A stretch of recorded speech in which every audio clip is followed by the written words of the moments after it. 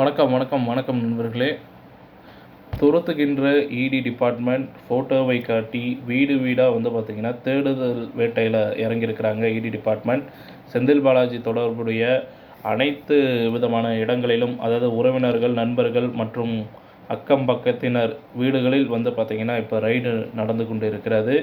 எதற்காக இந்த ரைடானது நடக்கிறது, மீண்டும் மீண்டும் ரைடா அப்படின்ற ஒரு கேள்விகள் எழுந்த வண்ணம் இருக்கிறது. அதை பற்றின ஒரு முழுமையான தகவல் இந்த வீடியோவில் பார்க்கலாம். நம்ம சேனலை மட்டும் சப்ஸ்கிரைப் பண்ணி பெல் ஐக்கானை கிளிக் பண்ணி வச்சுக்கோங்க. வாங்க தகவல் என்னன்றதை பார்க்கலாம். அமைச்சர் செந்தில் பாலாஜி ஏற்கனவே பார்த்திங்கன்னா ரைடு மூலியமாக சிக்கிக்கொண்டு இடி டிபார்ட்மெண்ட் மூலியமாக சிறையில் இருக்கிறாரு. இந்த நிலையில் அவருக்கு சொந்தமான 8 இடங்களில் அமலாக்கத்துறை அதிரடியாக ரைடு நடத்தி வந்துட்டுருக்குறாங்க. அதிமுக ஆட்சியில் போக்குவரத்து துறையில் அமைச்சராக இருந்தவர் தான். அந்த சமயத்தில் அரசு வேலை வாங்கி தரேன்னு சொல்லி மோசடி செஞ்ச ஒரு புகாரின் அடிப்படையில் அவர் மீது பார்த்திங்கன்னா குற்றச்சாட்டுகள் எழுந்தது. அதன் அடிப்படையில் தான் இப்போ பார்த்திங்கன்னா ரைடு நடத்தி இடி டிபார்ட்மெண்ட்டு மூலயமாக அவர் சிறைவாசம் சென்றிருக்கிறார். இந்த விவகாரத்தில் பலரும் புகார் அளித்த நிலையில் அமலாக்கத்துறை விசாரணை நடத்தியது.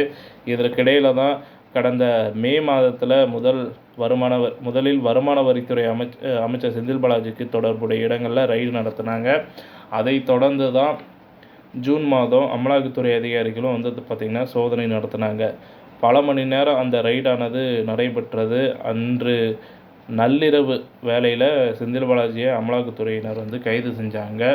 அப்போது பார்த்திங்கன்னா அவருக்கு திடீர்னு நெஞ்சுவலி ஏற்பட்ட ஒரு காரணத்தினால் ஓமந்தூரார் அரசு மருத்துவமனையில் அனுமதிக்கப்பட்டார்.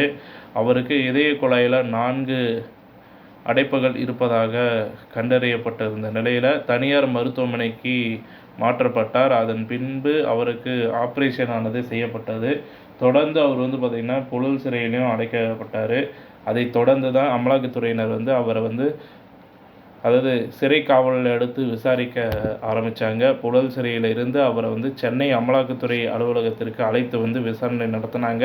விசாரணை முடிஞ்ச நிலையில் அவர் மீண்டும் பார்த்திங்கன்னா புழல் சிறைக்கே பார்த்திங்கன்னா திரும்பிட்டார். ஒரு பக்கம் அவர் ஜாமீன் வேண்டும் அப்படின்னு சொல்லி மனு தாக்கல் செஞ்சிட்ருக்காங்க அவருடைய மனைவி மற்றும் அவருடைய வழக்கறிஞர்.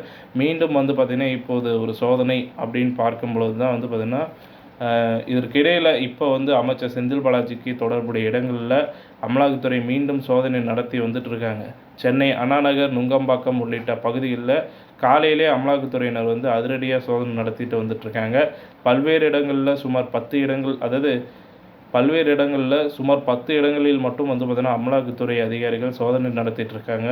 இதற்கிடையில் சென்னை நுங்கம்பாக்கத்தில் ஃபோட்டோவை காட்டி அமலாக்கத்துறை அதிகாரிகள் விசாரணை செஞ்சுட்டு வரதாகவும் ஒரு தகவல் வெளியாக இருக்குது.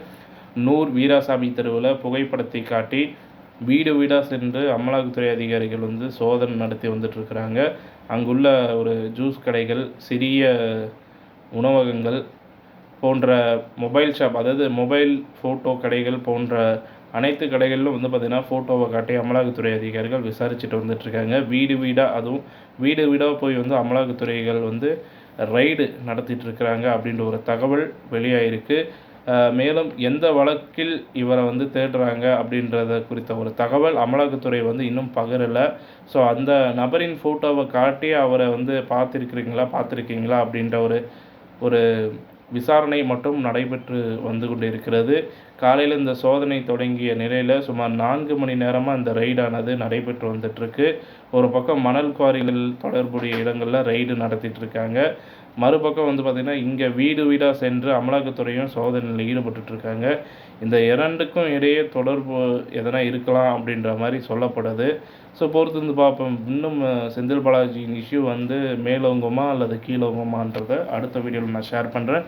இந்த தகவல் பிடிச்சிருந்தால் லைக் பண்ணுங்கள், ஷேர் பண்ணுங்கள். மறக்காமல் நம்ம சேனலை சப்ஸ்கிரைப் பண்ணி பெல் ஐக்கானை கிளிக் பண்ணி வச்சுக்கோங்க. நன்றி, வணக்கம்.